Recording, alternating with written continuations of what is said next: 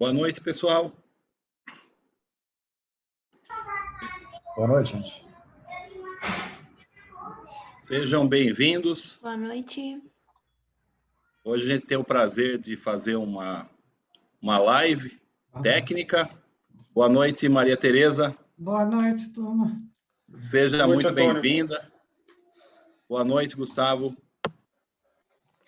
É uma grande satisfação, porque nós estamos começando um trabalho para o canal nosso do YouTube e convidamos a engenheira Maria Tereza para abrir aí os trabalhos, né, Maria?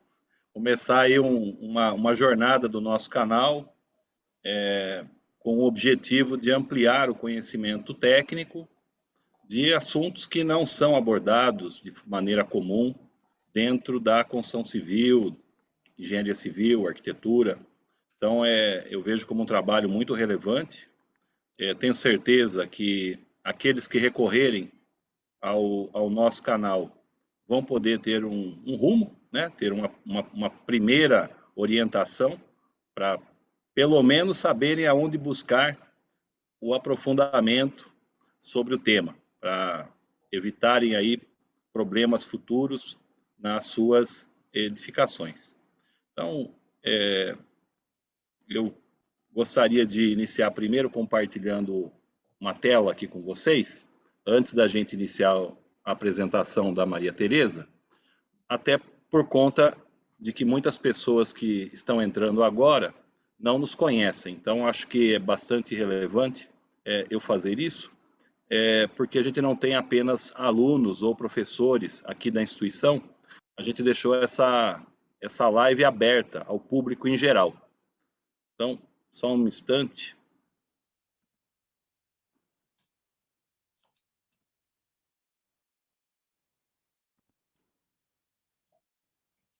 Ótimo. Bom, creio que apareceu aí para vocês a logomarca da nossa instituição de ensino superior, que se chama Inteligência Multiconstrutiva. Está aí o nosso slogan, evoluir é inevitável. Portanto, todos nós estamos num processo de transformação permanente. Nos últimos tempos, a engenharia civil e a arquitetura vem sendo tracionada para que realmente a gente supere aí alguns gargalos, algumas deficiências que ela vem permanentemente apresentando, e o inteligência multiconstrutiva, ele se apresenta aí como um farol para os profissionais de todos os níveis, para que possam buscar através de nós conhecimentos que não são tão comuns no mercado brasileiro. Então, sejam mais uma vez muito bem-vindos. A mantenedora do Inteligência Multiconstrutiva é o ITE, Instituto de Tecnologias de Industrialização das Edificações. É uma instituição de ciência e tecnologia dedicada à transformação desse segmento de produção de edificações. Então, o que nos motiva é buscar aí meios para que a industrialização das edificações se torne cada vez mais uma realidade no cenário nacional. E para isso, né, como mantenedores dessa instituição, nós viemos há algum tempo trabalhando alguns temas. E atualmente nós temos 4 cursos. Nós temos uma pós-graduação lato sensu em projeto e construção de edificações nos sistemas construtivos Light Steel Frame e Light Wood Frame. É uma iniciativa pioneira na América Latina. Nós já estamos formando a 3ª edição dessa pós-graduação. Essa pós-graduação ela é online, ao vivo, transmitida para alunos de todo o território nacional. E também podemos contar com profissionais tanto de tecnologia, engenharia e arquitetura. Nossas turmas são bem multidisciplinares. E o grande objetivo desse curso é estimular a utilização de estruturas leves, com ênfase na industrialização desses processos pelos profissionais. Temos também um curso de empreendedorismo e negócios na construção civil, É um curso aberto tanto para o público em geral, construtores, como técnicos, tecnólogos e profissionais de nível superior. E é muito interessante porque esse é o único curso específico para formar profissionais que vão administrar negócios na construção civil. Você se formar técnico em edificações, ou engenheiro civil, ou arquiteto, isso é uma profissão. Ser empresário na construção civil é outra profissão. E a gente sabe que existem cursos de gestão e muito bons no mercado, mas nós não temos um curso específico voltado para a construção civil e preocupados com isso e sabendo que é necessário, a vocação aqui do Inteligência Multiconstrutiva é enfrentar esses temas que são relevantes e necessários, muito mais preocupados com essa necessidade do que eventualmente essa questão comercial. É claro que a instituição precisa ter fundos e recursos para seguir, mas o que a gente mais preza aqui é enfrentar esses desafios que muitas vezes não são encarados por outras instituições ou empresas. Nós temos também uma pós-graduação em construção off-site, ela teve início nesse ano, um curso extremamente pioneiro e ousado. É um curso que conta com profissionais da América do Norte, da Europa e da Ásia. Então, além de termos curso online ao vivo, nós temos aqui a participação de profissionais e empresas de mais de um continente. É também uma pós-graduação inédita na América Latina e que nos deixa muito orgulhosos de estarmos aí na vanguarda da formação dos profissionais. E iniciamos um trabalho agora de formação também, de um curso, que também é destinado a projetistas, a técnicos, tecnólogos e engenheiros e arquitetos. Um primeiro curso de projetista na tecnologia Building Information Modeling, voltado para projeto e fabricação. Então, nós temos no mercado várias pós-graduações e muito boas para Master BIM, BIM Managers. Essa pós nossa, esse curso técnico nosso, porque nós aceitamos profissionais de vários níveis, é o único curso no país voltado para projetistas BIM. E principalmente com uma tônica voltada para modelagem para a indústria. Nós estamos muito preocupados em formar projetistas para essa nova tecnologia, visando aí o estímulo da industrialização. Apoiamos também, como instituição, alguns eventos que ocorrem voltados para a industrialização. Nós temos aí a Expo Construção Offsite, do qual o ITE é o curador do evento. Nós temos um fórum voltado especificamente para a construção off-site, também uma atividade pioneira aqui promovida pelo ITE em parceria com a MB Produções, o Focus, que é o Fórum da Construção Off-site, e esse ano vai realizar a segunda edição, lembrando que a primeira edição ocorreu em setembro do ano passado e foi um sucesso. Temos também aqui uma feira local, e nós somos de Jundiaí, da região de Jundiaí, aqui no estado de São Paulo. Temos uma feira local que a gente participa, que é a FakeCAD, e também somos grandes aí, apoiadores e patrocinadores do Congresso Latino-Americano de Light Steel Frame e Sistemas Construtivos Industrializados. Um evento, inclusive, no qual nós lançamos o Inteligência Multiconstrutiva nesse congresso em edições anteriores. E antes de passar a palavra e apresentar melhor para vocês a engenheira Maria Tereza, ficam aqui algumas frases, alguns conceitos que nós viemos aí construindo e difundindo para o mercado. Tem muita gente aí falando hoje em dia de construção off-site. Foi o ITE no ano passado, recebendo aí o apoio de grandes empresas do setor, que conseguiu introduzir esse conceito no país, sensibilizando os players para que passassem a utilizar essa nomenclatura. Isso foi trabalho aqui do Instituto. Nós temos aí muito orgulho por termos introduzido esse conceito no país. E o que é essa tal de construção off-site? Ou construção fora do canteiro? É transformar tarefas dos canteiros de obras em demanda para a indústria. é diminuir os trabalhos artesanais lá do canteiro e transformá-los em demanda para a indústria, para que ela continue fazendo investimentos e gerando riqueza e aumentando a capacidade tecnológica nossa na construção de edificações. Outro conceito que a gente vem difundindo é sobre o que acontece com os canteiros de obras, uma vez que a gente está industrializando parte ou grande parte dos processos da construção civil. Os canteiros de obra se tornam construções onde predominam tarefas de montagem e instalação de componentes no canteiro, portanto, on-site. Outra coisa que nós temos defendido muito no mercado é uma mudança nos fluxos de processos do desenvolvimento de projetos de arquitetura. Os projetos de arquitetura normalmente estabelecem formas, dão uma lógica para o espaço e depois buscam na indústria uma forma de produzir. A gente precisa ter uma lógica um pouco distinta.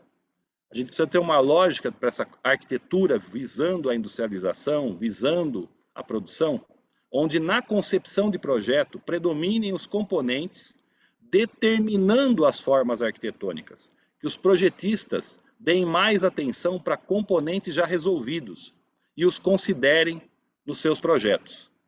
E por último, aquilo que o ITIE entende como extremamente relevante para que a industrialização no país avance. O sucesso da industrialização da construção civil está diretamente relacionado com a expansão, aperfeiçoamento dos produtos e da integração da cadeia de suprimentos de componentes tecnológicos. Para industrializarmos a construção civil, a gente precisa aumentar a cadeia de suprimentos. Essa cadeia ela tem que ser cada vez mais robusta, cada vez mais presente em todo o território nacional e ela precisa estar integrada.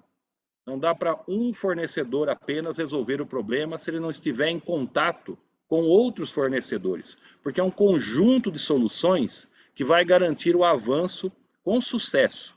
E, inclusive, o objetivo de trazermos uma profissional tão experiente como a Maria Tereza é justamente falar sobre isso, porque ela integra um dos players do mercado com soluções tecnológicas. E ela, melhor do que eu, sabe que ela precisa estar trabalhando em sintonia com outros processos que vão ser aplicados para que haja um êxito na edificação como um todo. Então, aproveito então para apresentar oficialmente a engenheira mecânica Maria Tereza Barrella de Almeida Castro, que na data de hoje, 4 de março, nos traz aí essa grata presença para falar numa live técnica do nosso canal sobre revestimentos com sistemas de placas cimentícias.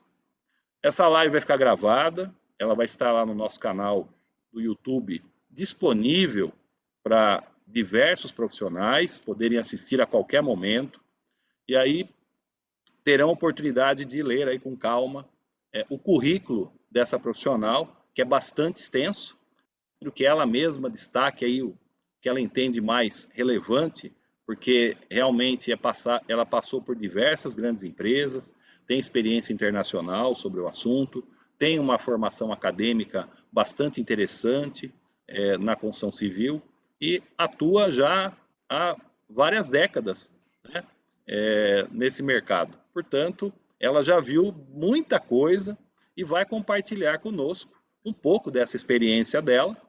Ao final dessa live, nós vamos fazer uma dinâmica com aqueles que são alunos nossos aqui da instituição. E lembrando que, na nossa instituição, nós temos 3 séries de formação. As séries Conhecer, que são os fundamentos, são a teoria, que normalmente são apresentados por profissionais de mercado, mas nós chamamos isso de fundamento. Nós temos as séries Entender, que são as séries produzidas exclusivamente por empresas, para aproximar os alunos do mercado. E as séries Aplicar, que é onde o aluno desenvolve seu projeto. Então aqui nós não temos TCC, monografia, aqui a gente tem um projeto que o aluno tem que desenvolver e apresentar para o mercado. Então, nós somos uma instituição bastante voltada para o mercado. E já temos aí, muito alinhado com a Maria Tereza, que na sequência nós vamos produzir um conteúdo das séries Entender, um pouco mais nos aprofundando, principalmente nos temas que os nossos alunos, que já estão atuando aí no mercado, estão estudando esses sistemas construtivos, nos apresentarem aqui. Então, nós vamos também aproveitar essa live para apontar algumas questões que os alunos trouxerem aqui, para que a gente possa, então, desenvolver um conteúdo um pouco mais profundo sobre revestimentos com sistemas de placas cimentícias. Portanto, seja muito bem-vinda mais uma vez, Maria Tereza. Eu fico muito agradecido por você ter aceito o nosso convite. A partir do momento que você aceitou esse convite, muita gente nos cumprimentou por termos convidado você para falar disso, né? Isso mostra que você tem um grande prestígio no mercado, tem sido reconhecida pelas empresas e pelos profissionais, pela sua atuação. Então, fico muito feliz por isso. Agradeço também a Placlux, que é uma empresa apoiadora aqui do programa educacional, e essa live segue aí com o apoio tecnológico dela, da Placlux. Eu estendo aqui um abraço para todo o pessoal da Placlux, para o Fábio Din, com o qual eu tenho sempre mantido contato e conversado sobre muitos assuntos que nos preocupam para que os sistemas construtivos leves possam seguir aí uma trajetória de sucesso na construção civil brasileira. Então, Maria Tereza, fique à vontade, você já está como co-host na sala, então a qualquer momento você vai poder compartilhar sua tela. Então, seja muito bem-vinda, boa noite. Obrigada pela excelente apresentação, não mereço tanto. É um prazer estar aqui com todos.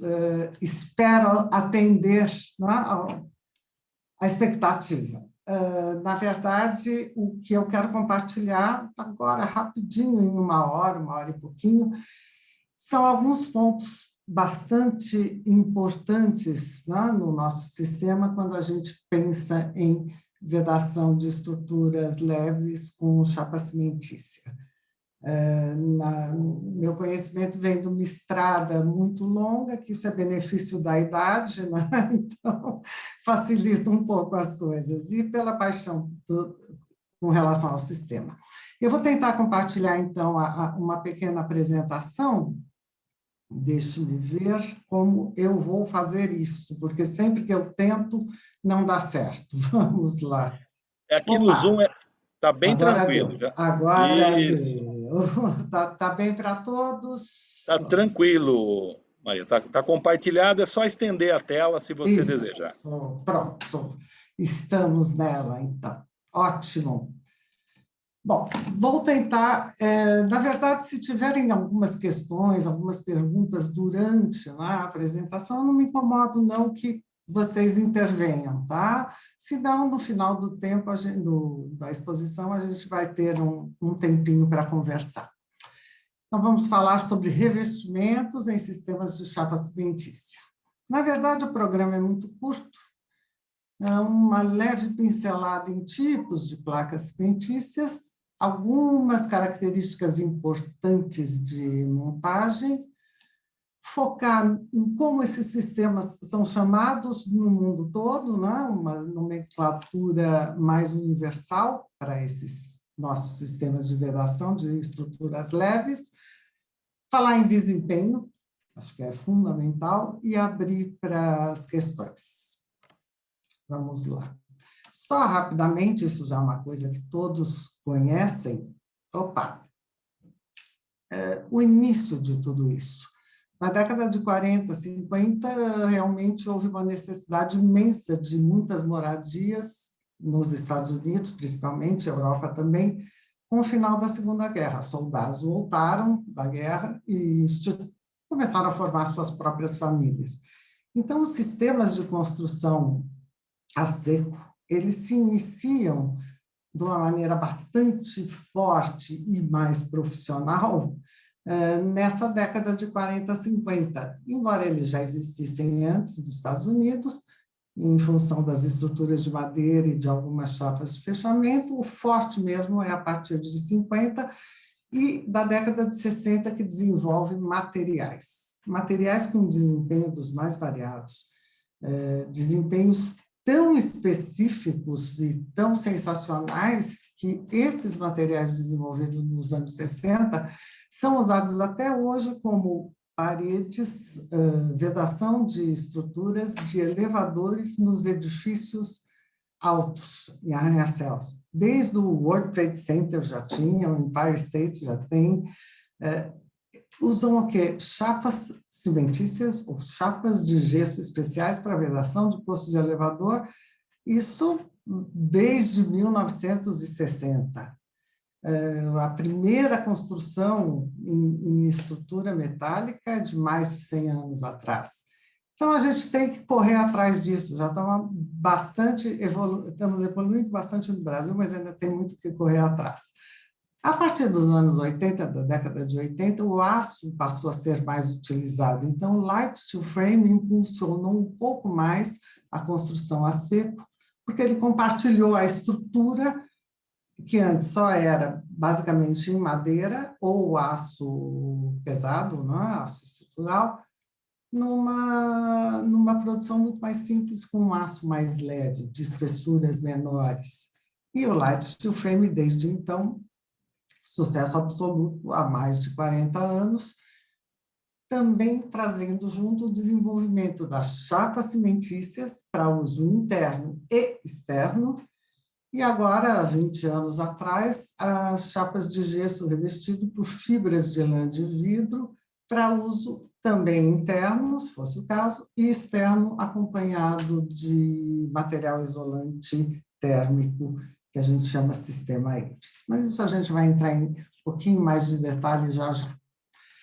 Bom, também para deixar bem claro, o fechamento de uma estrutura, quer seja em aço leve ou em madeira, wood frame ou light steel frame, não é estrutural, ele é vedação, ele é uma roupa, é um envoltório de tudo isso. Até eu comparei, ele é a nossa pele que está protegendo o nosso esqueleto e os sistemas que a gente tem internamente. Ele só protege contra o que for necessário proteger. Não importa se é chuva, frio, vento, calor, fogo, terremoto, o que a edificação exigir em termos de proteção. Eu posso agregar o que for necessário.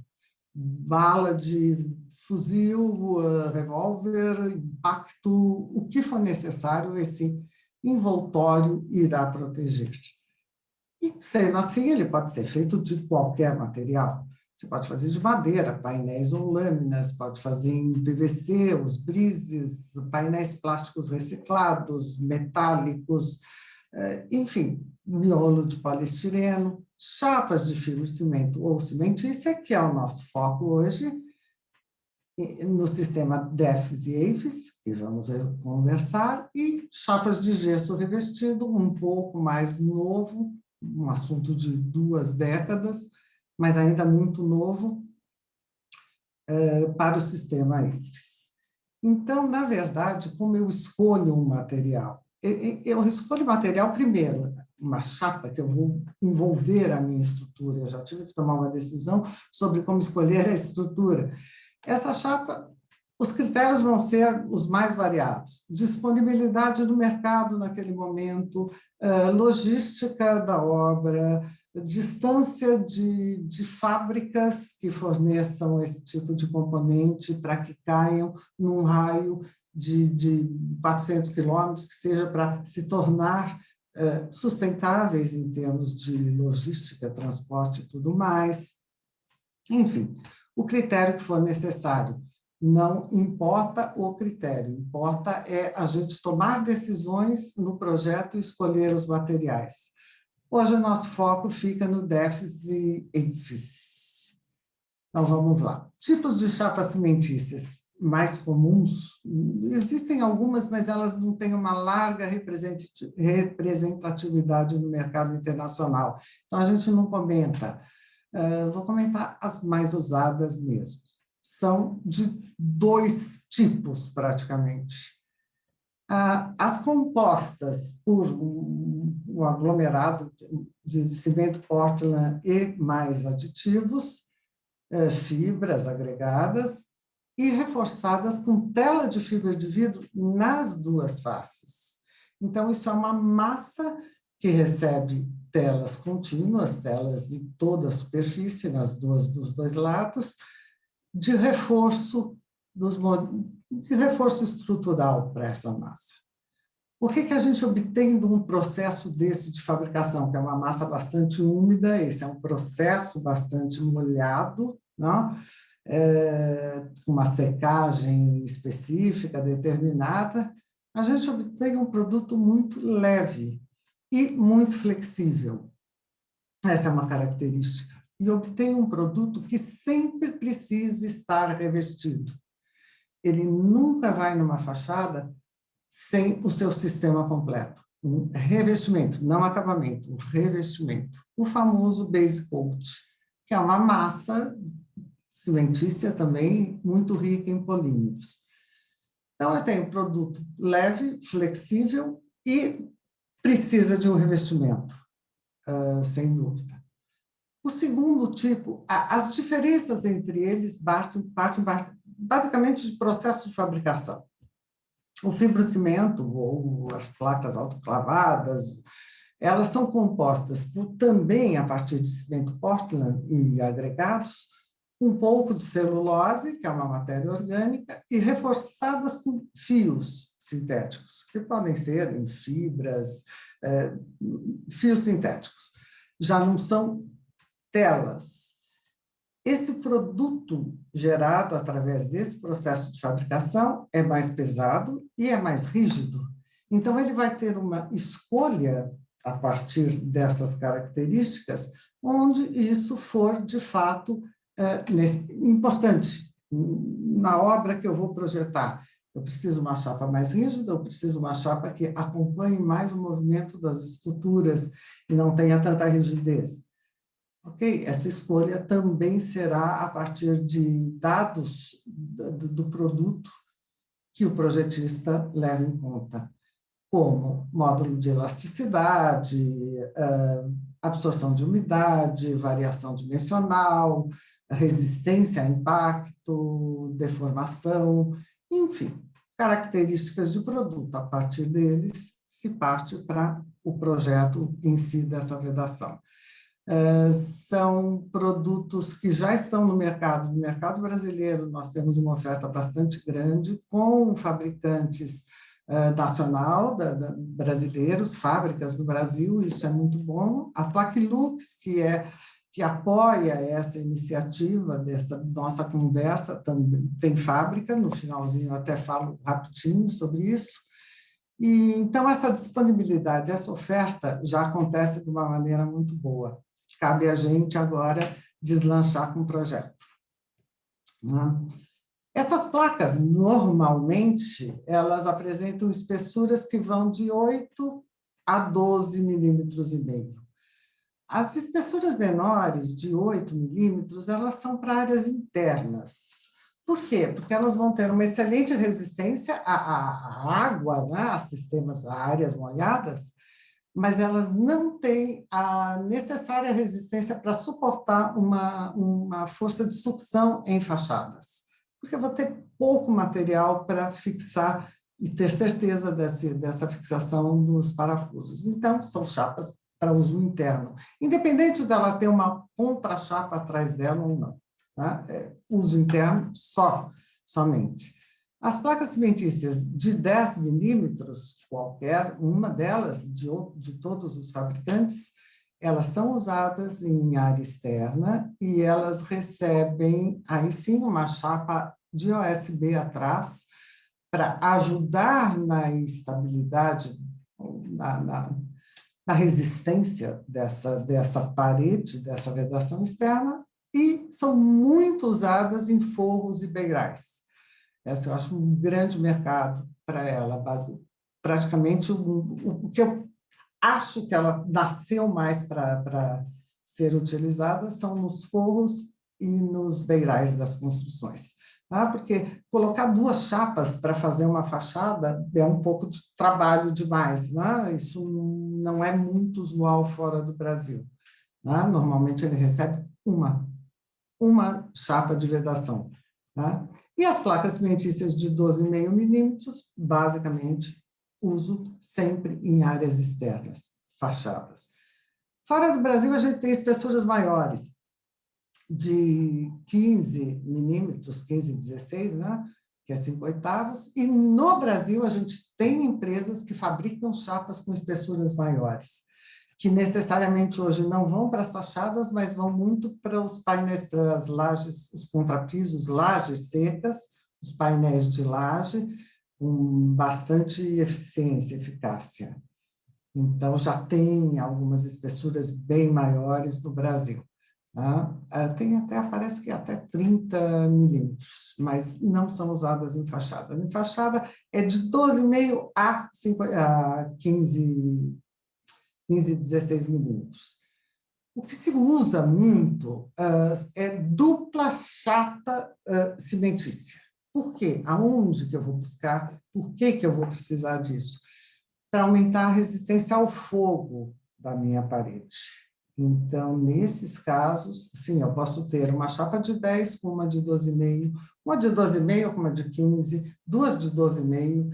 Isso é comum para você ter, como a gente faz no drywall. O drywall pode ter 2 placas de cada lado, 3, 4, para aumentar a resistência ao fogo. Isso é necessário. É a única ocasião em que se usa duplo plaqueamento, tá? Ou triplo até.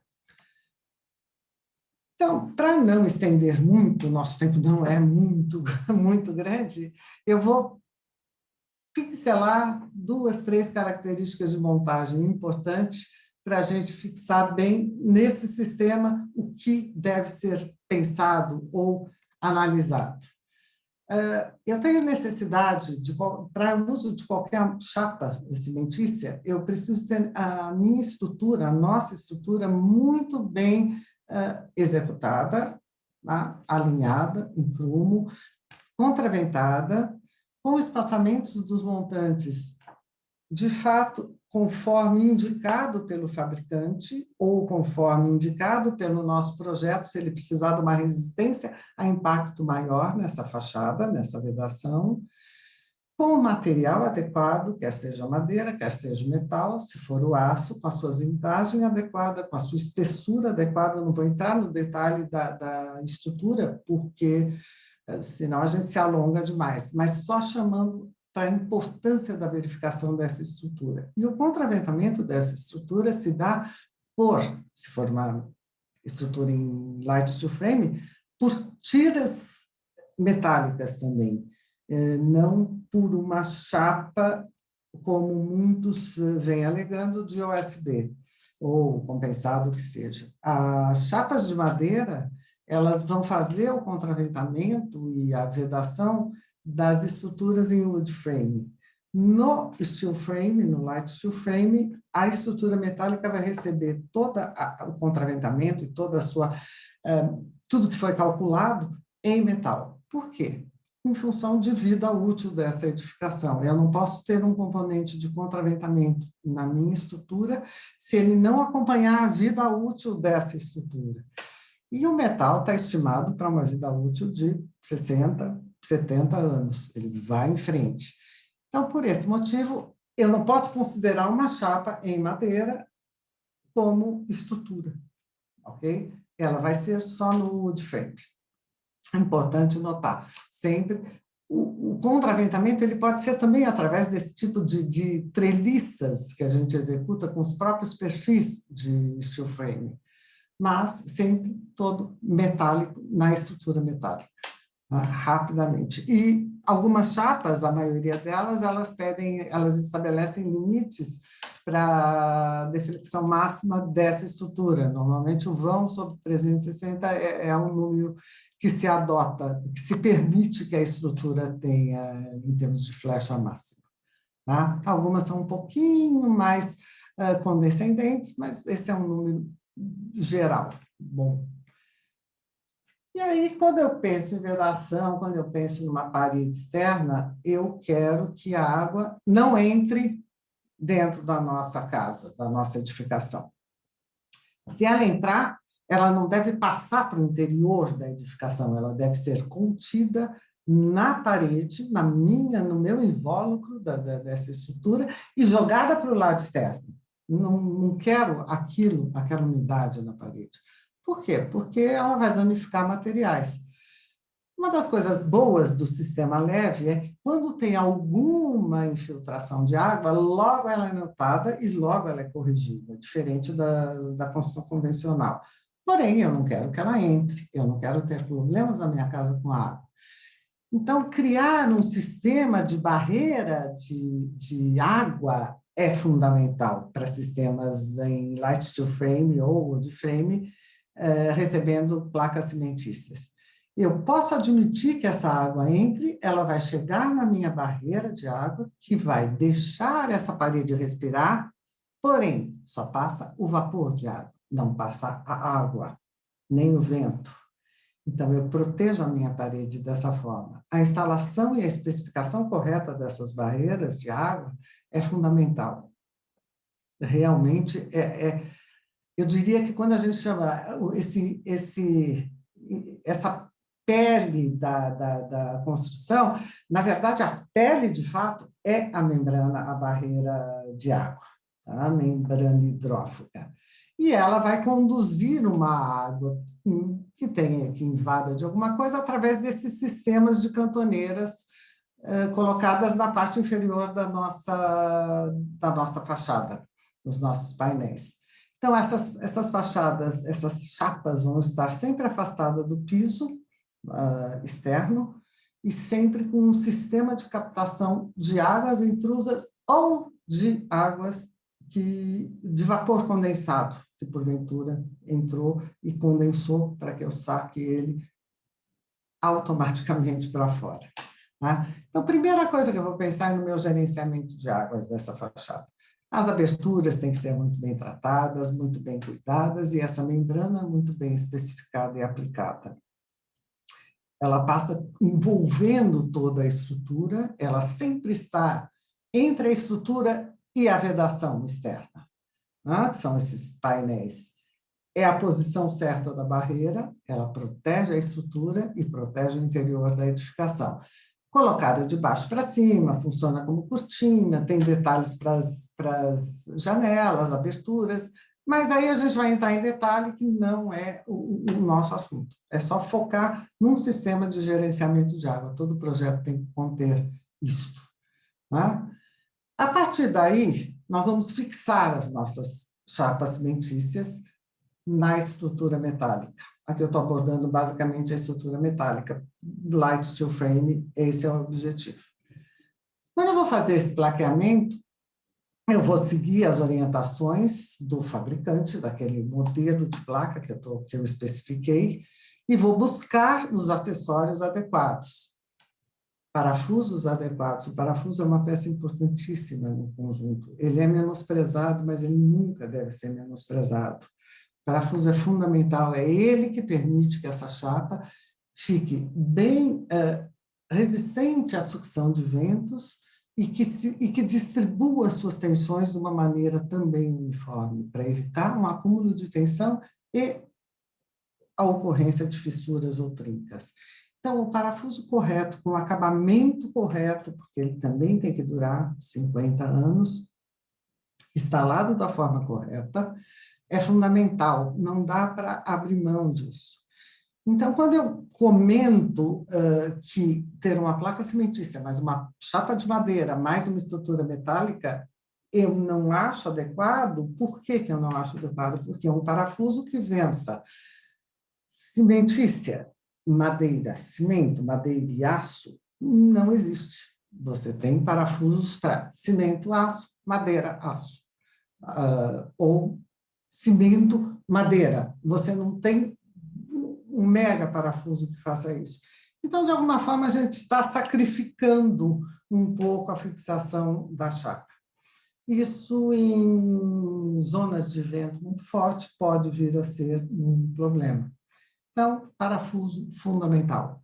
Posição certa da chapa, recorte da chapa, seguindo o que o fabricante orienta, e tratamento de juntas e cantos.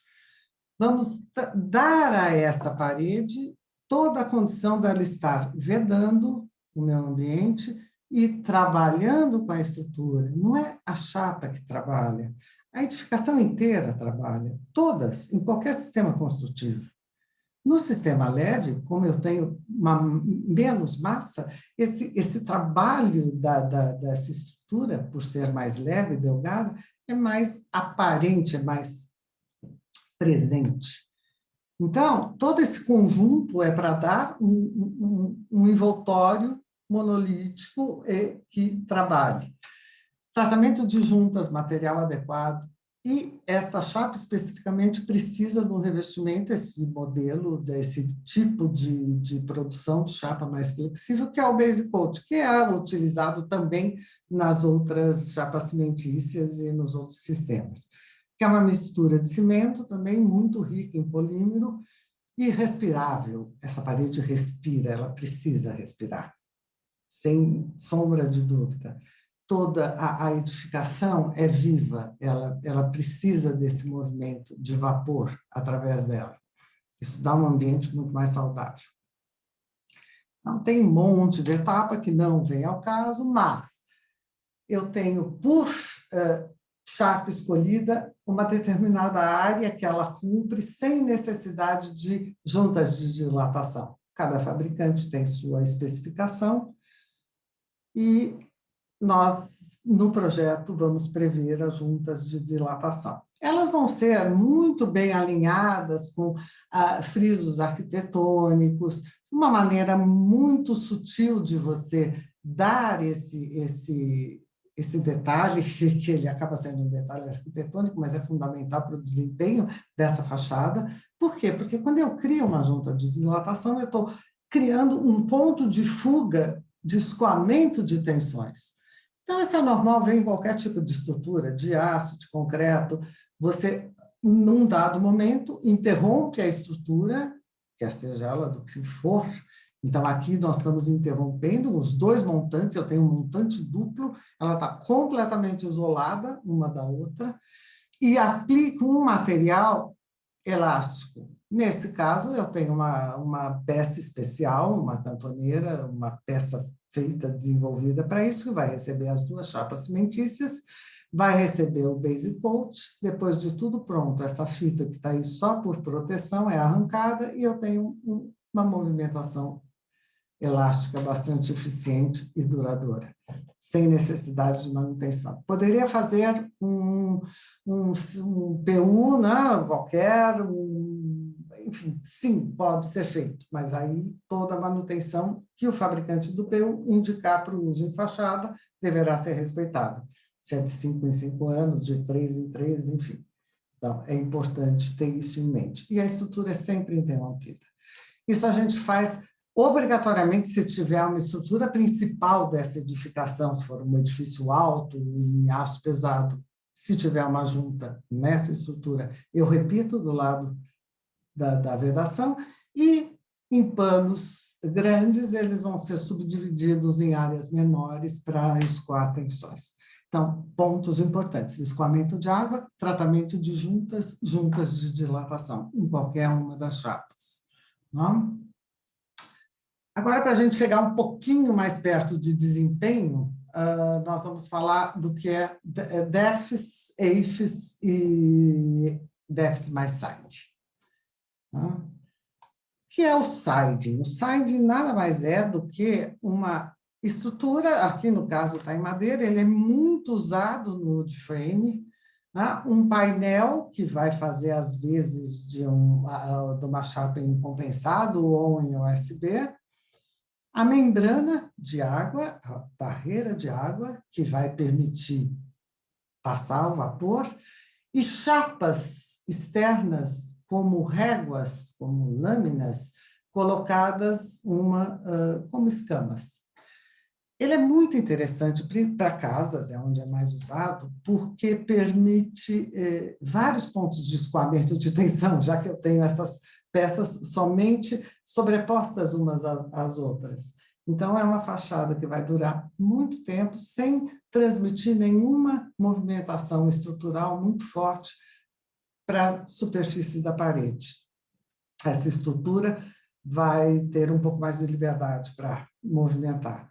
Esses sidings, eu estou falando neles aqui porque ele pode muito bem ser executado em placa cimentícia, tem um efeito bastante bom e um acabamento muito interessante. E ele pode ser também de vinil ou de algum outro material, mas em placa cimentícia ele acaba tendo um desempenho bastante interessante, por isso que eu estou colocando aqui na nossa conversa. No uso comercial é muito raro, mas no uso residencial, tanto em estrutura de light show frame e principalmente no de frame, para residencial, ele é bastante utilizado fora do Brasil.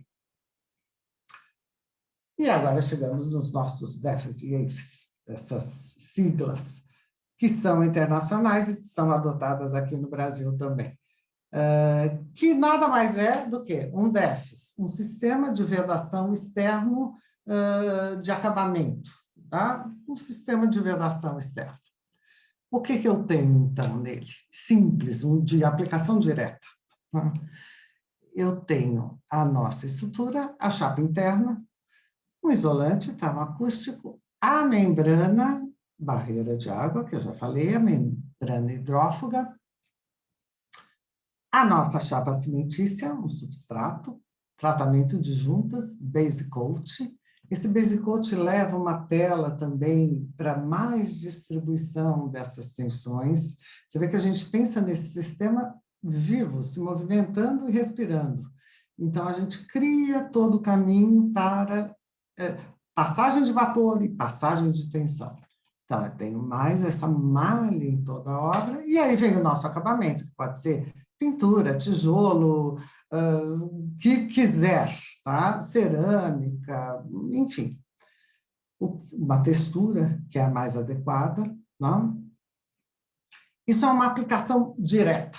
Estrutura, chapa de vedação e acabamento. Ponto. O EIFs já é um sistema de vedação externo com isolamento térmico. Eu levo o meu isolante térmico para o lado de fora da parede. Então, repetindo, o nosso gesso, estrutura metálica, um tratamento termoacústico, que é questionável. A membrana hidrófuga, a nossa barreira de água, protegendo a estrutura. A chapa de vedação, e aí eu trago o isolante para valer do lado de fora. Normalmente ele é um EPS específico para isso, poliestireno, ele tem uma densidade indicada em norma, e ele tem um corte também indicado, e a pureza dele também, ele não leva componentes reciclados. Então, ele é específico para esse uso, para fachadas.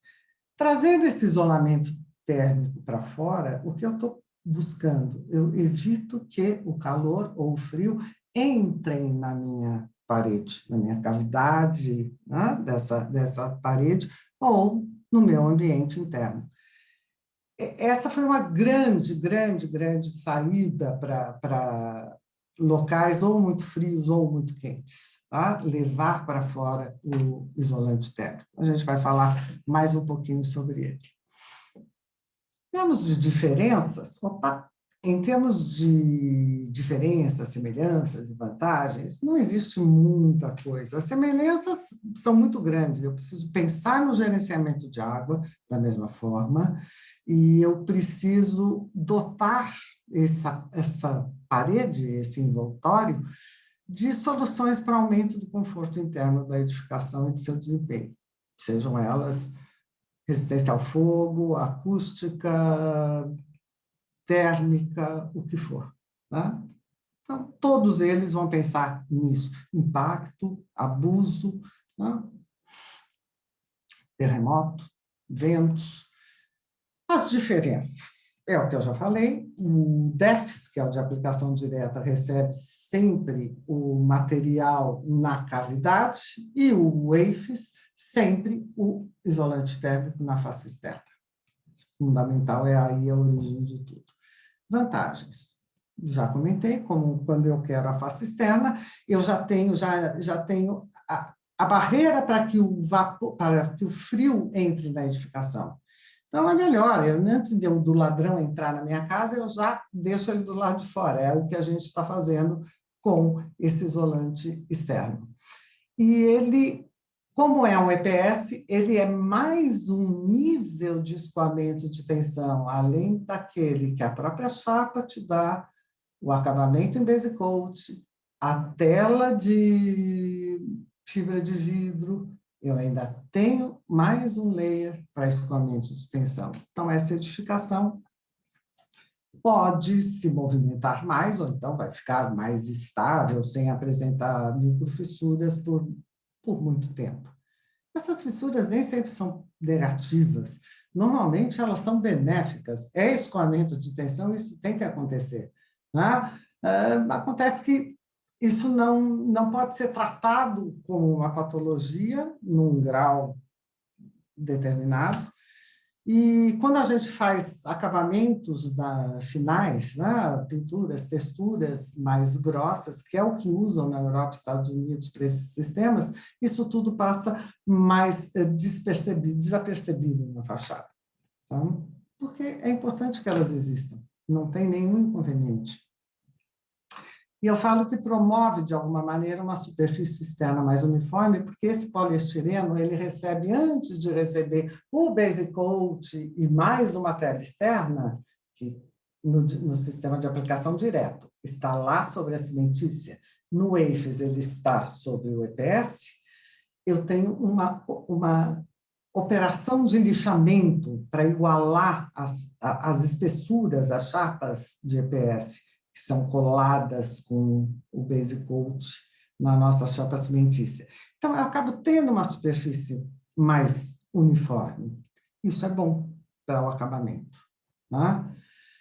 Então, um corte típico de uma aplicação direta é esse: estrutura, membrana, chapa, tratamento de juntas, cantos, o layer todo de tela em fibra de vidro, base coat e uma textura externa. Um dos acabamentos possíveis. Corte bastante comum nesse sistema. O que eu vou agregar? Tratamento térmico e acústico. No sistema de aplicação direta, ele vai dentro da minha cavidade. Ele pode ser em celulose, como é esse caso, fibra, lã de rocha, lã de vidro, lã de PET, depende da especificação que nós vamos determinar. Eu estou agregando na cavidade. Vou responder também por um tratamento acústico. O que é esse tratamento acústico? Eu não quero ruído, né, dentro do meu ambiente. De quanto? Ok, nós vamos projetar. Por exemplo, uma parede comum com material, uma lã de rocha, uma densidade e espessura também nada absurda, duas placas, uma placa de cada lado, já me dá um isolamento de 38 dB, é bastante grande. Uma alvenaria maciça me dá 44 dB, muito bem executada, muito bem fechada. Quando a gente fala, então, de bloco, cerâmico, semioco, isso cai muito, muito abaixo do 34. Aqui a gente vê, vamos dizer, como se fosse em planta aqui na parte central e as elevações, né? Seção e planta. Aqui, quando eu ponho uma placa de cada lado, eu tenho um belo benefício. Eu vou a 7 dB a mais de isolamento. Cada 3 dB significa cortar pela metade o número de ruído. A escala para medição de acústica é logarítmica. Então, 80 dB mais 80 dB gera 83. Então, você reduzir ou ganhar em isolamento 7 dB é muita coisa. É como se eu desligasse 2 motores, né, de 80 cada um deles. E aí a gente vai indo. Vou pôr 2 chapas de cada lado, vou pôr 3 de um lado, uma do outro. Nada disso é impossível. Porém, o que é melhor? Quando eu separo os montantes, usando as mesmas 2 chapas de cada lado dessa solução de 45 dB, eu vou para 56, que é um número fantástico, um número maravilhoso de isolamento nessa minha parede externa, só separando os montantes. Né? Por quê? Porque eu estou criando meios que massa mola massa, que é o que rege a transmissão de som através de um sistema. Então, você vê como tem alternativa de solução. A beleza do sistema é esse, a alternativa. E ainda tem um perfilzinho que ainda não veio para o Brasil, mas se Deus quiser vai vir, que é o Resilience Channel, que é um perfil que vai estar fixado na estrutura e quando ele recebe a chapa, ele mesmo já dá um efeito mola. Ele não está consolidando esse vínculo, essa fixação. Cada uma é independente. Ele faz a função de separar montantes, mas é um perfilzinho metálico bastante simples. Então, só para falar no que é importante numa parede. Água não deve entrar, se entrar tem que sair. Tratamento, vamos dizer, de todo o sistema com resposta acústica e térmica adequada. O resto são outros componentes que vão me dar o que eu preciso. Agora, falando do que a gente faz, trazer esse isolante térmico aqui para fora da fachada. De novo, estrutura, membrana, chapa, substrato, chapa cimentícia, tratamento de juntas.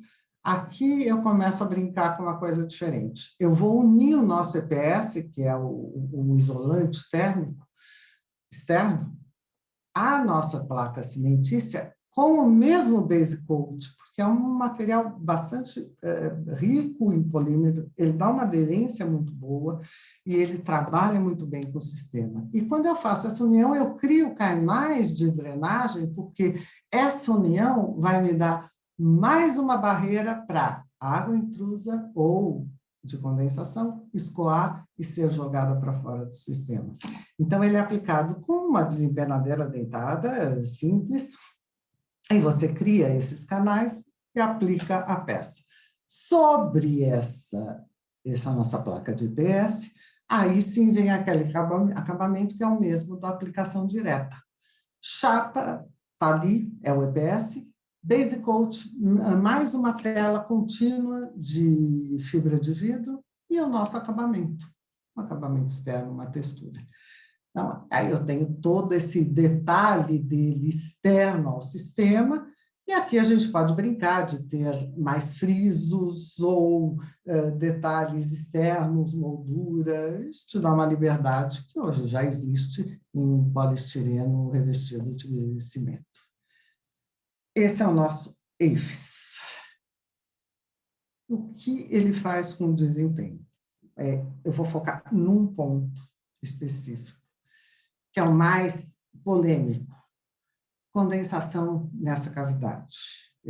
Isso é um tema para um trabalho inteiro, né, Gilberto, de pós-graduação, mas rapidamente, jogando para vocês, se eu tenho uma edificação numa região muito fria, meu ambiente interno aquecido, tá? Esse aqui é um sistema todo em estrutura de madeira, com siding de madeira, e ela tem um contraventamento numa chapa de madeira. Tá? A placa interna é um gesso. Está aqui o meu sistema, é quase um sistema de aplicação direta. É um sistema de aplicação direta porque tem só um siding. E o meu isolante está aqui. O que acontece com esse ar quente? Ela respira, ele vai passar, o ar quente vai procurar a temperatura mais baixa. É como ladeira abaixo. É o sentido dessa migração, é do quente para o frio. Quando ele atravessa a primeira chapa, que é o meu gesso interno, e ele encontra o isolante térmico, ele que está aquecido, ele perde temperatura, porque eu tenho um material que tem uma resistência térmica. Ele faz esse vapor perder temperatura. Ao perder temperatura, ele pode condensar. Se perder a ponto de chegar na temperatura de condensação, ele vai condensar. Não tem como. E esse é o problema. Eu estou gerando água, umidade dentro dessa parede. E ela vai se acomodar exatamente na minha placa de madeira ou de qualquer outra que fosse, tá? Pode ser a cimentícia em qualquer uma delas. Por quê? Porque a nossa barreira, que protege contra a água, está aqui. E é o lugar que ela tem que estar mesmo, porque eu tenho aqui as agressões do frio e da água e do vento. Então, eu tenho que ter uma barreira aqui. Então, esse isolante aqui no meio, ele desequilibra o meu sistema. Então, nem sempre ele é bom. Como ele desequilibra? Rapidamente falando, porque também mal o tempo, né? Se eu for medir uma parede, light steel frame, o que seja, chapa de madeira, chapa cimentícia, uma parede de aplicação direta com isolamento térmico interno, eu vou ter uma resistência térmica média da minha parede de X e a resistência no centro da minha parede muito maior, a resistência térmica, porque lá está atuando o meu isolante na cavidade. O que eu tenho aqui? Um desequilíbrio. Então, aqui o meu vapor de água, ele vai mudar de estado, porque eu tenho um degrau de temperatura aí dentro. Tem uma média da parede que é muito mais baixa do que o miolo. Então, não adianta. Quando eu chego numa parte onde as temperaturas ao longo da espessura da minha parede são mais baixas, eu tenho condensação. Quer eu queira, quer não. Isso é o isolante na cavidade. Quando eu estabeleço que esse isolante vai ficar do lado de fora e não ponho nada na cavidade, tá? Eu equilibro a temperatura média da minha parede com a temperatura no centro da parede, porque ela não tem nada lá dentro, é ar. Portanto, ela está no mesmo nível, ela está no mesmo patamar de temperatura. A resistência térmica é igual. Portanto, meu vapor vai passar lá sem sofrer alteração.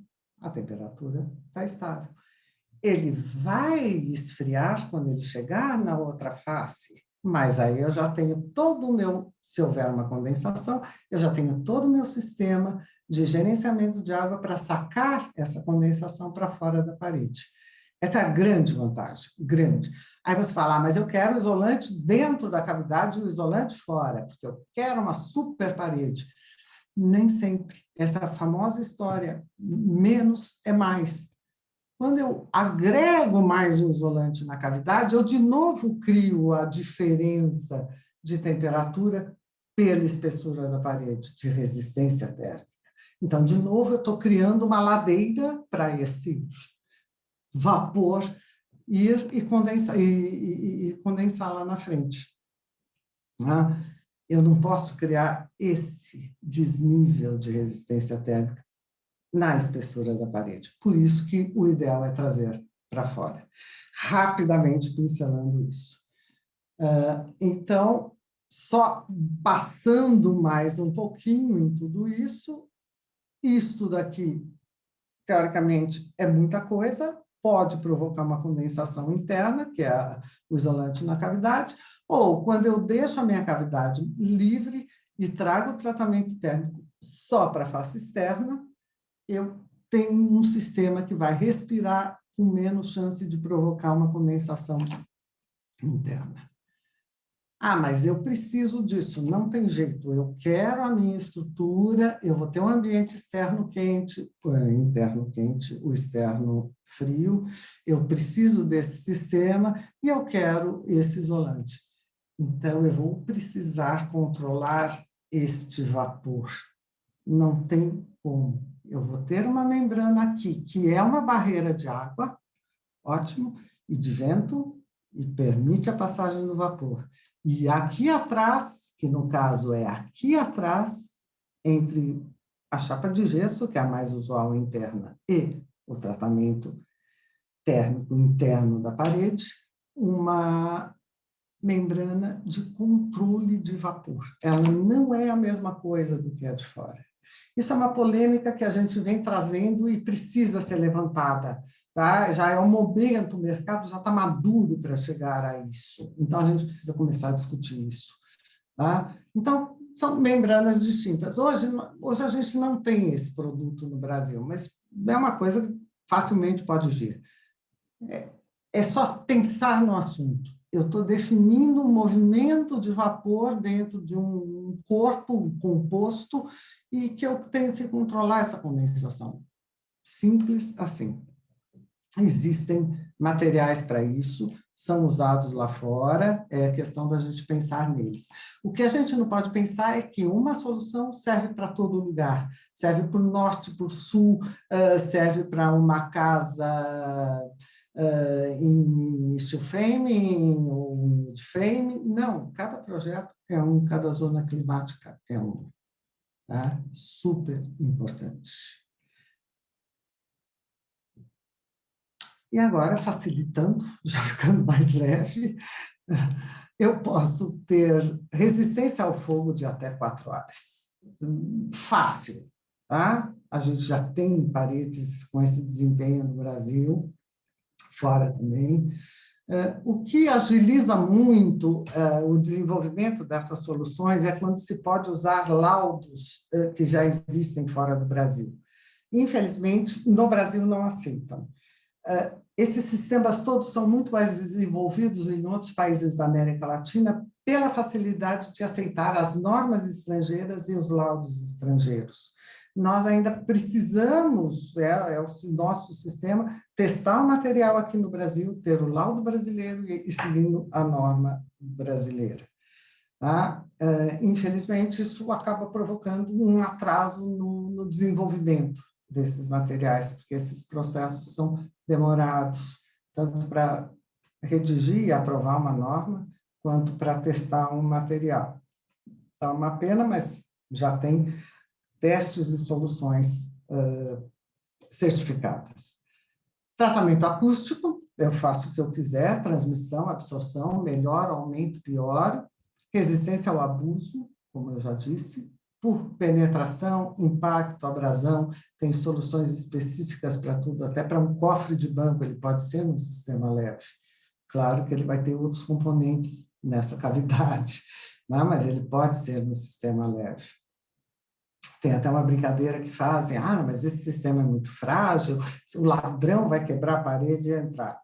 E por que ele vai quebrar a parede se ele pode quebrar a porta, a janela, que é bem mais simples? Sabe? São as coisas que não têm muito o sentido.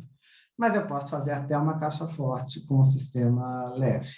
Salas limpas, centros cirúrgicos, todo o projeto pode ser desenvolvido para atender desempenhos bastante rigorosos.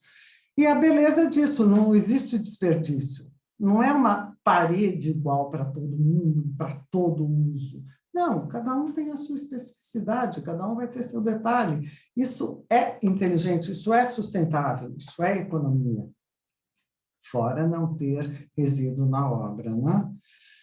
Então, só brincando um pouquinho de resistências e de resistência ao fogo, né? Uma parede de 2 horas com um isolamento, um STC, uma transmissão corta, 56 dB, é muita coisa. Uma parede o quê? Uma parede fininha, parede de 6 polegadas, de 15 centímetros, não é nada. Nada, uma paredinha, leve e eficiente, eficaz. Tá? Normas. Se a gente seguisse as normas estrangeiras, todas elas já estão prontas, europeias, americanas, tanto faz. Mas as nossas estão caminhando. Basicamente, todos nós temos que atender à norma de desempenho, são edificações residenciais. Temos que atender à norma de cálculo da estrutura, já existe. Já existe até a revisão dessa norma de placas de fibrocimentos em amianto, cimentícias, estão todas classificadas dentro da mesma norma. Ela já está em revisão e ela já está partindo para a parte de escrever sobre os painéis pré-fabricados, o que é muito bacana.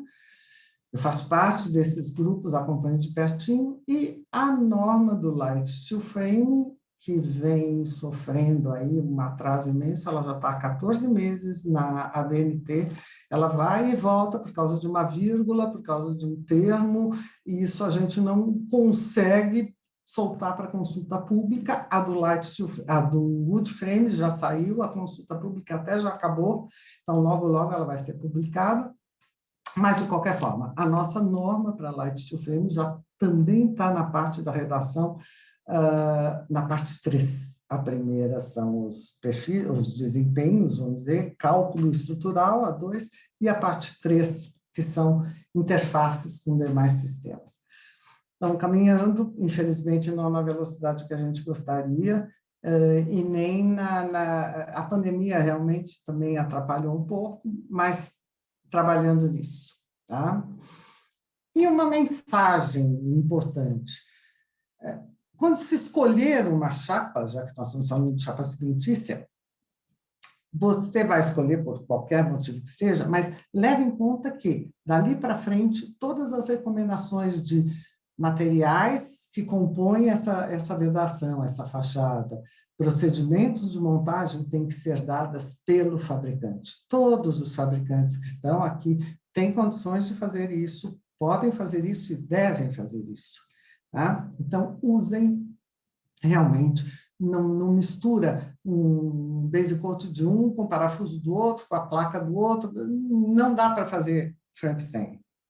A parede não aguenta desaforo mesmo, ela é fiel, ela vai seguir os componentes determinados pelo fabricante. Por quê? Porque projetou para aquilo, projetou para aquele desempenho de chapa. Quem conhece é o fabricante de cada chapa. Então, ele vai pôr o material todo de acordo. Isso é fundamental. Tá? E as patologias não são problemas da chapa, na sua maioria. Elas vêm de problemas de fundação, de cálculo, de montagem, de erro em parafusamento, de erro em folgas, de erro em preparação dos componentes, da escolha de revestimentos inadequados, de cargas, de infiltração de água e de não permitir escoamento de tensão. O que aparece, a fissura e na chapa. Mas isso é só a febre, não é a causa. Uma chapa sozinha não vai entrar com fissuras. Então, tudo tem que ser pensado. O projeto é fundamental. Recomendações, sempre as mesmas. Nivelamento nas montagens, recomendação de fabricantes, transporte e manuseio, ferramentas adequadas, super importante. Vedações, acessórios, infelizmente falta muito acessório ainda no Brasil, mão de obra capacitada e, mais do que sempre, planejamento. É uma obra planejada, ela tem que sair como determinada em projeto, e ela pode sair, é uma linha de montagem. Então, não tem por que não sair exatamente como projeto. E o acabamento externo vai ser considerado desde o início do projeto, se são pedras, cerâmica, madeira, chapa cimentícia, tintas, texturas. Tem que ser sabido antes. A estrutura vai ser calculada para receber essas cargas e todo o sistema vai ser adequado para receber esse acabamento. Tintas e texturas específicas, existem esses materiais, o base coat, a base de água, ele tem uma secagem específica, tem o tempo de cura, eu não posso selar essa parede, eu não posso impedir que ela respire. Tudo isso faz parte do sistema e é extremamente importante. Como a gente fala, a pintura é a roupa final. O sistema é a pele, a pintura é a roupa. O Grosjean não teria sobrevivido ao acidente de Fórmula 1 se ele tivesse com a roupa inadequada, por melhor que fosse a saúde dele e a integridade da pele dele.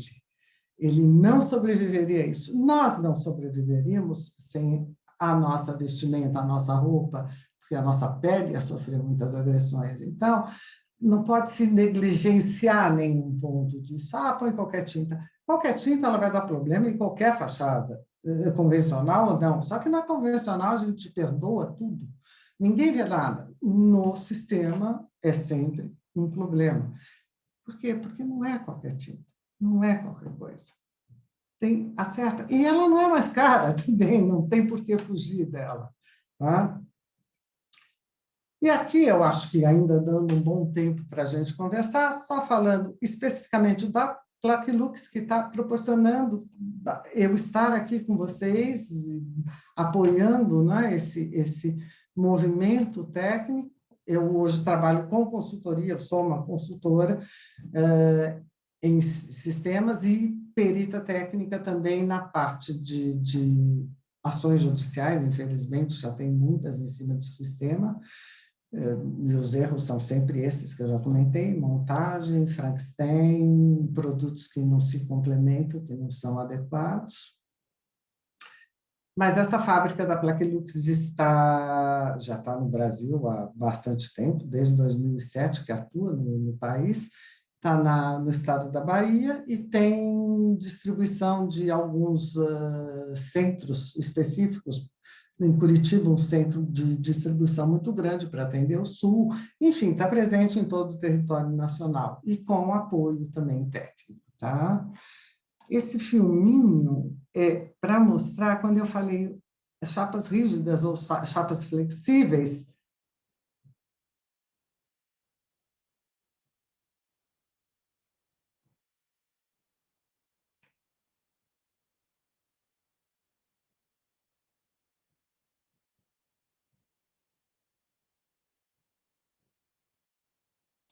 a importância de uma chapa flexível, né? Ela permite escoar, ele falou, sem nenhuma trinca. Provavelmente existem micro trincas, que são absolutamente normais, ótimas, mas ela não se rompe. Então, é fantástico ter um material deste, que respire e trabalha junto, né? Material bastante interessante, de baixo peso, atendendo norma, enfim, todo dentro. E com todos os componentes que formam o sistema. Membrana, parafuso, massa, o que eu comentei agora. Cada fabricante tem seu jogo completo desse sistema, e isso faz diferença, sim, não dá para a gente misturar, porque cada chapa tem uma maneira de reagir. E agora eu abro para vocês, é difícil, a gente vai falando, e no sistema online eu não estou vendo vocês, fica difícil. Tá? Certo. Muito obrigado, Maria Tereza, pela brilhante apresentação. Eu gostaria de destacar aqui alguns conceitos que você reforçou, por exemplo, tratando como envoltória, um termo pouco usado no Brasil. Eu estou aqui fazendo, acho que 30 anos de profissão, e há quase 20 anos eu passei a me interessar por sistemas construtivos leves. Vai fazer, acho que já 20 anos. E eu me lembro que lá por volta de 2009, eu acabei indo para o Chile. Eu estava bastante interessado no que estava acontecendo lá com a aplicação de AFES. Eu já tinha visto em feiras, mas não tinha aí fabricantes no Brasil. E acabei conhecendo lá uma empresa americana que tinha uma subsidiária no Chile. A empresa chamava Ômega. E gostei muito quando você também esclareceu para o público a importância do EPS como um dissipador de tensões, porque ele acaba funcionando como evitando que tensões que estão em uma superfície acabem migrando toda para outra superfície. Muita gente fala apenas do aspecto térmico e se esquece aí que ele também é um dissipador de tensões. Então, parabéns aí por trazer essa visão para os profissionais. E só para aguçar um pouco aqui o público, nessa época, em 2009, eu também estava de olho em alguns tipos de revestimento cimentício do Japão, que já eram totalmente resolvidos. Lógico que não era AFES, mas eram placas que já tinham em sua superfície um revestimento empregado nele. E como aqui a gente trabalha com a industrialização, quando a gente também pensa em reduzir tarefas, reduzir processo, também eu acho interessante. Quem sabe, aqui no Brasil, em breve, também as empresas observem aí a possibilidade de termos placas com alguns revestimentos agregados que venham de fábrica. Porque todos esses processos de canteiro são de um certo difícil controle. Ainda bem que no Brasil o conceito de painelização começou a ganhar grande interesse. Então, eu começo a ver com muitos bons olhos o EIF saindo lá de ambientes mais controlados. Mas também fica aí um conselho aqui também do professor, que os fabricantes observem também algumas linhas de produtos que comecem a vir com algum revestimento aderido de fábrica, para que a gente tenha menos gente lá no canteiro, às vezes, criando coisas que são bastante delicadas. Né? Talvez a presença talvez mais de mulheres fazendo revestimentos nos ajude, né, Quem sabe? nessa fase. Mas é só uma brincadeira, é só para aguçar um pouco aí, um complemento, de repente, dessa visão de revestimentos cimentícios. E quando eu fui em 2009, foi justamente porque eu sentia que faltava uma clareza das soluções com placas cimentícias. E fico muito feliz em termos aqui uma profissional que falou com brilhantismo sobre esse tema. Tenho certeza que lá no canal nosso isso vai servir de referência para que muita gente que está interessada nos sistemas construtivos Light Steel Frame e Light Wood Frame possam evitar de cometer erros, porque a partir de agora começam a entender a importância desse revestimento, que não é simplesmente uma placa de cimento que eu tenho que parafusar lá no substrato, né, para que em seguida chamar um pintor, por exemplo, para fazer o acabamento final. É mais do que isso. É uma envoltória com todo um conceito, né, com todas questões mecânicas, térmicas, acústicas, de acabamento. Então, é bastante complexo e que com certeza vai requerer bons projetos e boas aplicações. Então, Perfeito, perfeito. Vamos aguardar agora o público colocar aí questões para você e ao final, depois dessa dinâmica com o público, a gente fala um pouquinho sobre o que a gente vai fazer depois para as séries a entender para o curso. Pessoal, abro aí para vocês, para perguntas. Aqueles que quiserem abrir o microfone e com clareza aí fazer perguntas, fiquem à vontade.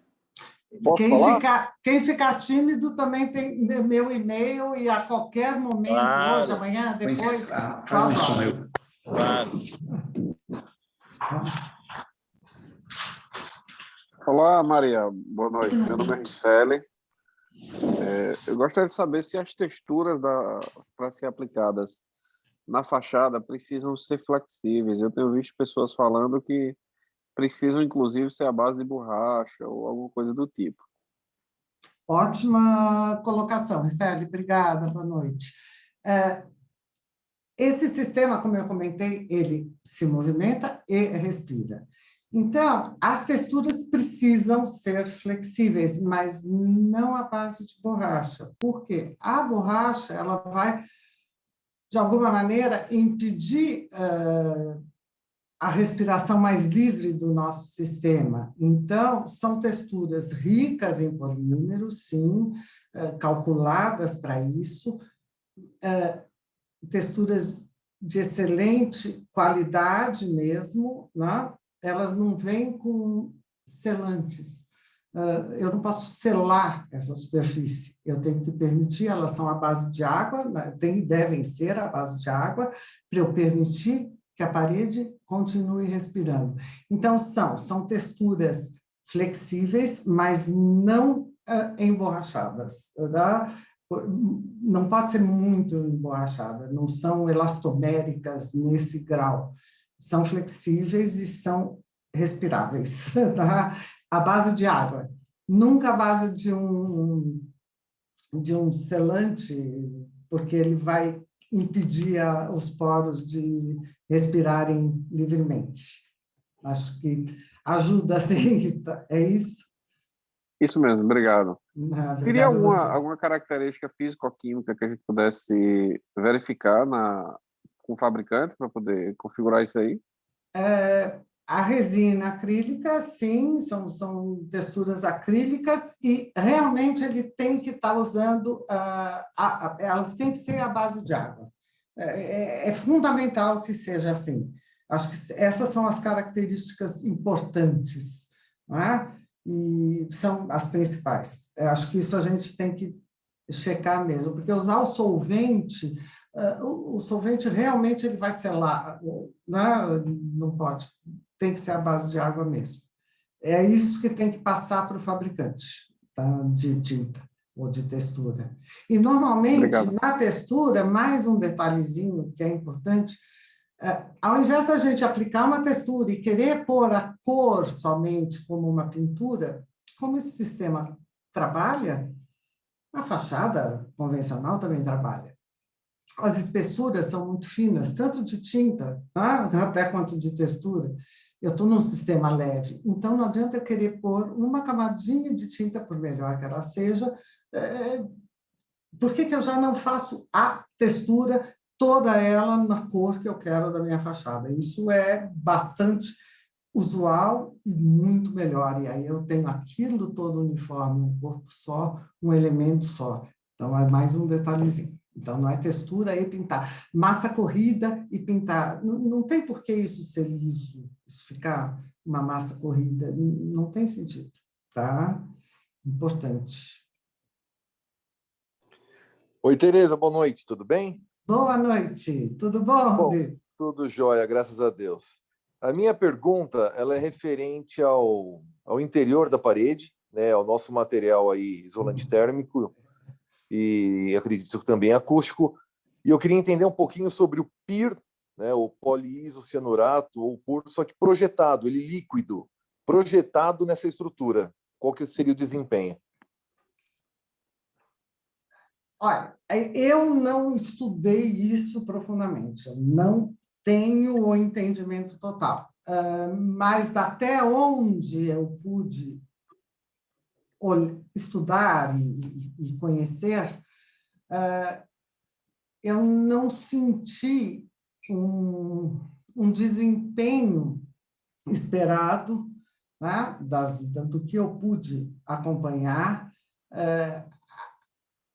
a forma como ele se completou na cavidade não foi uniforme, que deveria ser, então ele criou pontes de resistência térmica que não deveriam ter ocorrido, e de acústica também, mas principalmente térmica. E acabou gerando alguma coisa em termos também de passagem de vapor. Então, eu tive experiências não positivas, mas lhe confesso, não é uma coisa taxativa, porque foram poucas experiências, eu não me Não, dediquei perfeito. a isso. Tá? Perfeito. Na prática, a impressão que eu tenho é que ele acaba meio que dando uma resistência mecânica para a parede e, ao mesmo tempo, impermeabilizando a parede. Eu também acho. Aparentemente. Eu acho que Aí me preocupa um pouco essa ele respiração. estrangula, ele Isso. realmente... Ele deixa a eu estrutura acho. muito travada. Exatamente, eu sinto isso também, mas eu não tenho muita, não está embasado em nenhum estudo científico, a vivência Exato. foi essa que me mostrou também, Rodrigo. Por isso a importância da gente ter a nossa norma o quanto antes, né? Sem dúvida, já ela está aí. Obrigado, viu?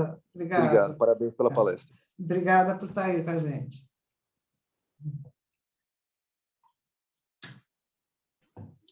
Professora, boa noite. Boa noite. Sim. Primeiro, parabéns pela palestra, muito obrigado. bacana. Aí a gente viu, né, o desempenho do sistema com o wave externo sendo muito bom para climas frios, né, que a gente tem um ambiente interno da residência quente. Aí eu pergunto, aqui, por exemplo, né, no litoral do Nordeste, onde a gente tem temperaturas bem altas e um clima úmido, qual seria, assim, a indicação desse revestimento? Para quem usa muito ar-condicionado, aí seria o contrário, né? O ambiente interno frio e o externo quente, sendo que a gente tem muita umidade aqui no litoral. Exatamente, esse é o X da questão, isso. Na verdade, quando eu entender o fluxo daquela zona climática específica, o que a gente vai fazer na hora de projetar? A barreira de água vai estar posicionada sempre do lado externo, que ela nasce para isso, ela é para isso. Mas a membrana que controla vapor é que pode entrar em ação até nesse fluxo inverso. Só que a posição dela dentro da parede pode ser diferente também. Então, eu acumulo, provavelmente, né? Depende de tantas outras coisas, mas a grosso modo eu acumularia uma barreira de água com uma barreira de controle de vapor antes de passar pela minha parede toda. Tá? É provável, estou dizendo, não é isso necessariamente, a gente tem que estudar muito mais sobre a zona climática.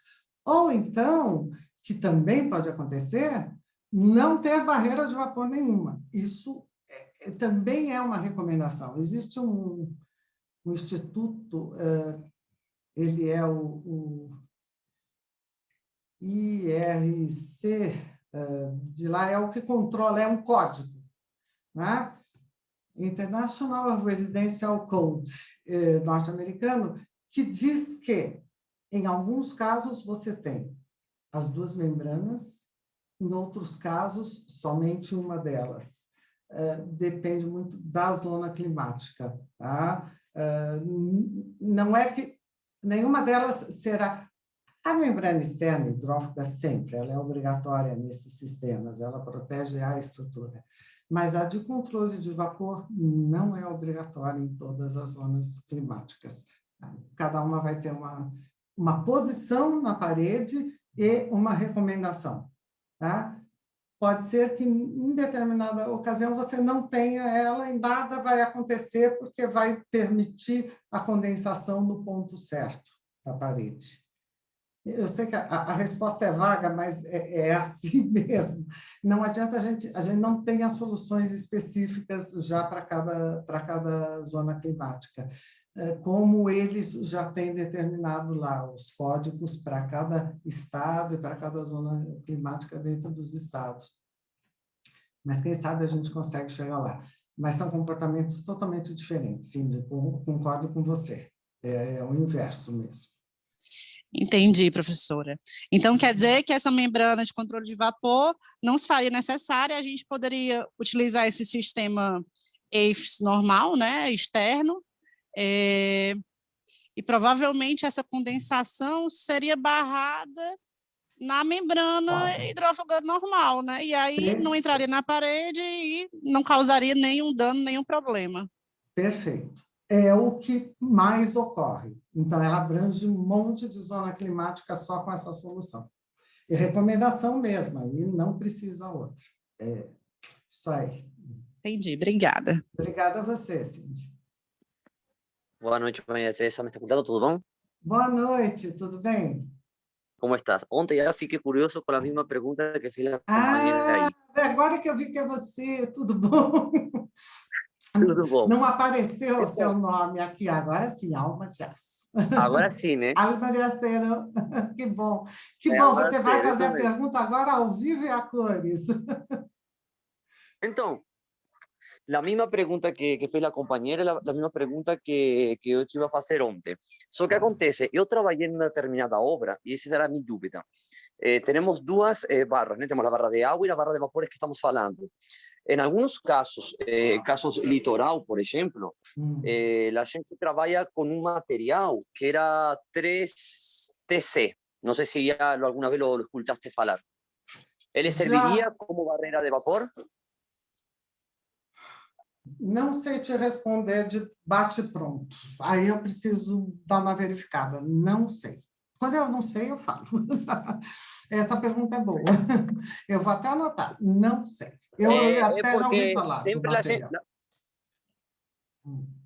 Porque a gente, quando ontem falou a senhora, né, sobre que temos a barreira de água e em determinados casos temos a barreira de vapor. Aí eu fiquei curioso, porque já uma vez trabalhei com esse material. Não sei se alguns dos colegas já trabalham com sistemas container. Por lo menos em Europa, já na época usavam muito, né? Essa lâmina que era para vapores, que se coloca por lo general na parte dentro, ou seja, você faz, né, o que é a parede de modulação, depois colocas lá de pela, de rocha, lá de vidro, e depois colocas a lâmina 3TC, né? Como nós em espanhol conhecemos como 3TC. Então, ela te ajudava realmente a uma barreira de vapor. Então, aí foi a dúvida, né? Que em alguns casos, por exemplo, onde a umidade ou o vapor é maior, se poderia usar essa lâmina. Eu vou ter que checar exatamente se ela vai funcionar como membrana de vapor, que é o que a gente quer dela, mas nunca como membrana hidrófuga. Aí eu tenho certeza que não. Lógico. Membrana hidrófuga é justamente, estamos falando de vapores. Isso. Agora, a 3TC, eu acredito que sim, só que não vou responder já. Eu vou te dar essa resposta depois bem certinha, tá? Eu acredito que sim, mas não sei te afirmar 100%. Mas é uma boa questão levantada. Obrigada, valeu. Valeu. Muito obrigado. Obrigada a você. E desculpe não responder de bate-pronto, mas eu prefiro me certificar. Não, está certo. Só que ante a dúvida, né? Ótimo. Agora vamos atrás. Perfeito. Obrigada. Obrigada. Bom, se ninguém tem mais perguntas, Maria Tereza, vamos deixar aqui já os nossos agradecimentos mais uma vez pela sua presença. Eu fiquei muito satisfeito, porque essa é uma live técnica. O grande objetivo é trazer conhecimento técnico. Um agradecimento especial lá para a Placlux, um abraço lá para o Fábio Din. E vamos aqui deixar já algumas questões para o nosso conteúdo que vai ficar para o pessoal da pós-graduação. Eu entendo que, como nós temos zonas bioclimáticas bem distintas, e alguns alunos, inclusive, salientaram essas questões, né? Eu até acredito que em breve a nossa norma de desempenho ela vai começar a abordar essas questões de higrotermia nas edificações. A gente possa fazer algum exercício de projeto, de fato, com duas zonas bioclimáticas bem características da região Nordeste e da região Sul. Isso seria uma boa atividade, né? Para uma vez que os profissionais nossos eles vão se deparar com a necessidade de projetar e especificar os sistemas nessas circunstâncias. Então, acho que esses dois extremos do nosso país continental possa ser uma boa atividade. O que você acha? Não, é perfeito. A provocação é essa mesmo. Acho que para a gente avançar. Muita coisa já foi feita, graças a Deus. Quem viu como nós há 20 anos atrás e agora, parte da estrada já foi percorrida, mas tem que provocar, tem que continuar atrás. Claro, claro. Isso aí mesmo. Pessoal, mais uma vez, muito obrigado. Esse conteúdo vai ficar disponível em breve, né? Nós vamos editá-lo e colocar no nosso canal do YouTube.